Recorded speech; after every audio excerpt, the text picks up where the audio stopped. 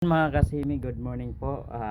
Ang gagawin natin ngayon mga kasimi, dahil sobrang ingay na po ng aking motor na Honda RS125, i-check po natin mga kasimi yung tensioner. Ngayon mga kasimi, binaklas ko po yung RS Honda 125 D5 po mga kasimi, kaya maingay mga kasimi dahil ang nangyari kaya maingay. Ito ang tensioner. Pakita ko sa inyo mga kasimi. Ayun, binaklas natin yung tensioner mga kasemi dito sa ilalim. Ito po. Iyon mga kasemi. Ito yung spring. Ang nangyari mga kasemi, kaya maingay yung tensioner ko. Nawala na yung guma. Yung sa toser, yun o. Napudpud. Yun o, napudpud o. Dapat may guma to sa dulo nito mga kasemi. Ito. May guma po ito dito. Dito. Dapat may guma to dito na para itutok ko doon sa timing chain. Ito siya mga kasimi. Kaya napakinggan ko kanina mga kasi sobrang ingay. Kasi nung nagpagawa ko ng mga kasimi, ang nilagay na guma po dyan mga kasimi ay local. Kaya ang sabi ng mekaniko, may posibilidad na mas matanggal ulit, mapudpud yun. Ngayon wala na nga. Kasi local yun eh. At saka yung nung pagkalagay mga kasimi, kaya dura ako agad. Sobrang luwag. Dito maluwag. Paglagay sa guma. Solusyon na naggawa natin ng paraan mga kasimi. Gawa natin ng paraan para mailagay yung guma dito. Dapat hindi ito magkamali maglagay kasi kapag magkamali paglagay nito ay may posibilidad na masira. Kaya dito yung guma oh. Ito yan oh.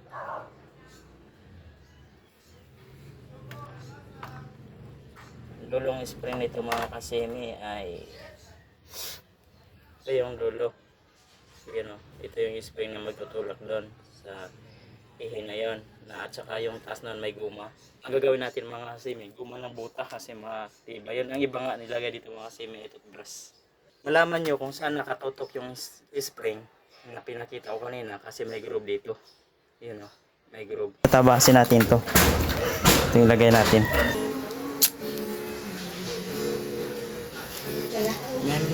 Sigurado ng litra. Hindi na nga bata eh. Yan mga kasemi, binibilog natin yung guma. Pamagitan ng apoy.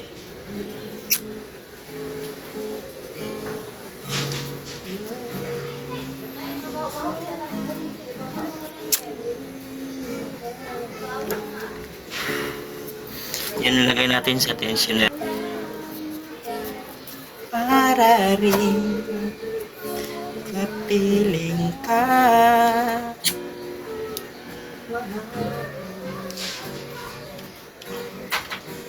kumusta ka?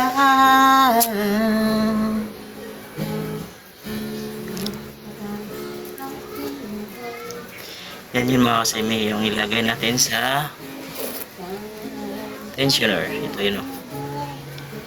Kaya binibilog natin, pasok natin dito. Yan.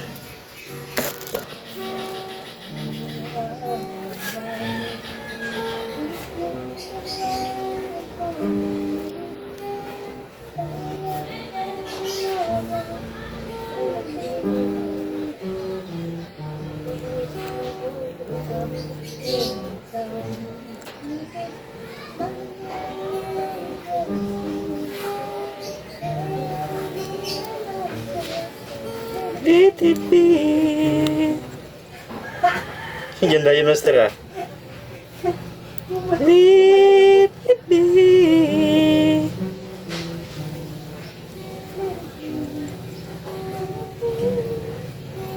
DTP.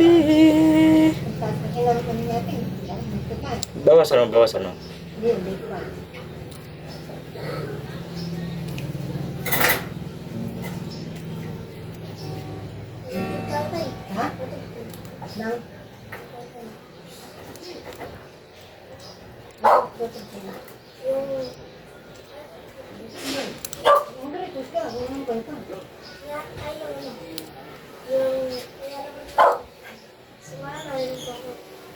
Yung pinariwala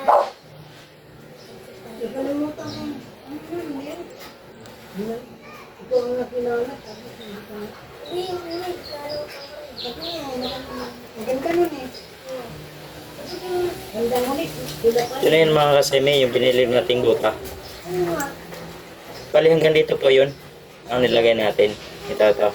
Hanggang dito kataas yun. Ito yung kadugtong.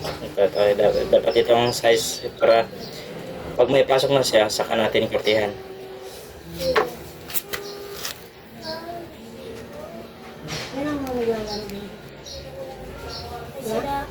Ayun o. Hindi ka kasi makabili ng guma lang dito sa ano, kailangan isang set pag bibilihin ka na ito. Kaya tsaga natin itong bilugan at turmahin. Iba nga buta, ano ito, brush nilagay. So, may buta naman tayo. Ito na naman kasi matibay din yung talampakan ng buta Yan. Korte natin to para magkasya doon sa butas. Butas ng ano, ng dimension natin, ng tensioner natin. Kasi hindi magkasya yan. Pag yan, diretso lang yan. Kaya matinding bilog to. Tiyaga lang talaga. Ano yung forma niyan. So, kailangan pa itong pinisingin para sa pag, ano, malinis ang pagka-plansa, sindihan. Gano. Sindihan natin para malinis yung pagka-plansa. Yan. Kung magbilog, sindihan lang yan. Sana may matutunan kayong tutorial sa ating ginagawa para sa mga napudpod na toser guma sa tensioner mo. Pero hindi na tayo bibili. Yan. Lambot na ito kapag na, ano na ito, nainit. Mabilog na rin yan. Yan. Sayang din kasi yung ano natin, kaya naman natin gagawin. So sa lahat ng bagay sa mundo, ginagawa ng tao. Kaya kaya natin gagawin yan.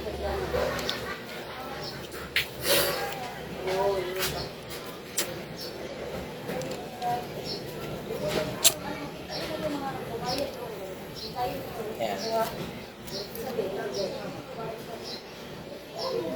Hindi gumagalaw. Parang original na rin yan.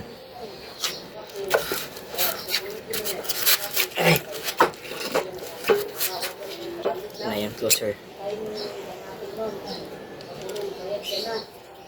Kasi sobrang ingay kanina kasi na yun pala ang dahilan napagpod na tong ano, guma dito sa ano, taas.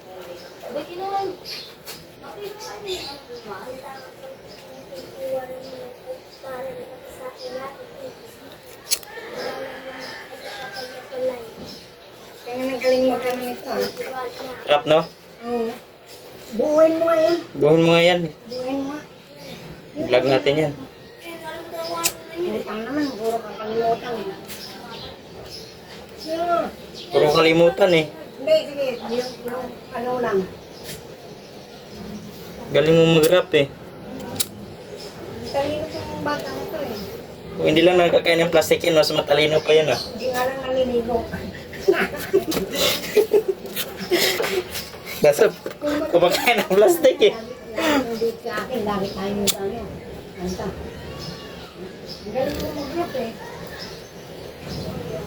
Ginagaya niya si ano master, si Bamboo. Magaling talaga to. Puro rap kasi ang alam mo na eh. Kaya nga eh. Huwag lang kumain ng plastic. Wala, hindi sumikat.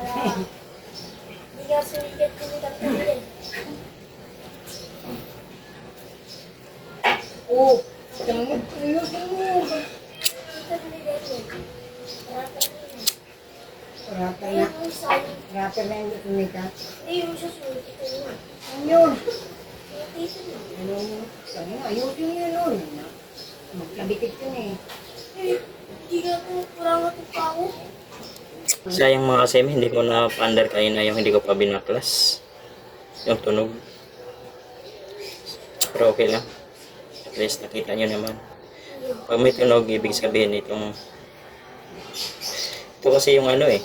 Ito yung mag-ano doon sa dimension eh. Yung magtutuko doon. Pag tulak niyan, itutukod niya. Kaya kapag walang guma, hindi naabot to. Kapag naka, ano na yan, wala na guma, abot dito, luwag na yung lahat ng kadena doon, kaya tumutunog maingay. Kaya, ito ang diskarte natin. Kaya magawa ng paraan.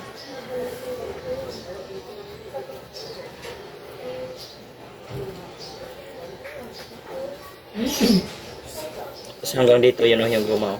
Dito. Importante ang blade mga kasimi, kasi yun magkukurte. Yan magpapabilog dyan.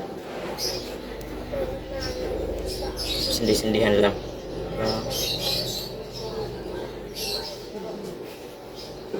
Para magkasya dun sa butas ng ano natin.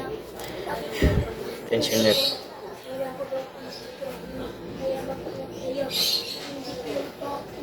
Dapat dito sumabit.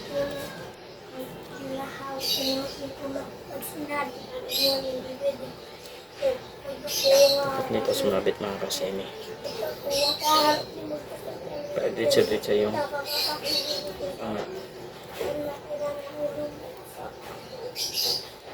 sumabit yan. Lagot. Yun mga kasemi, ito na yung itsura ng ating ano. Subukan natin ito kung okay na to.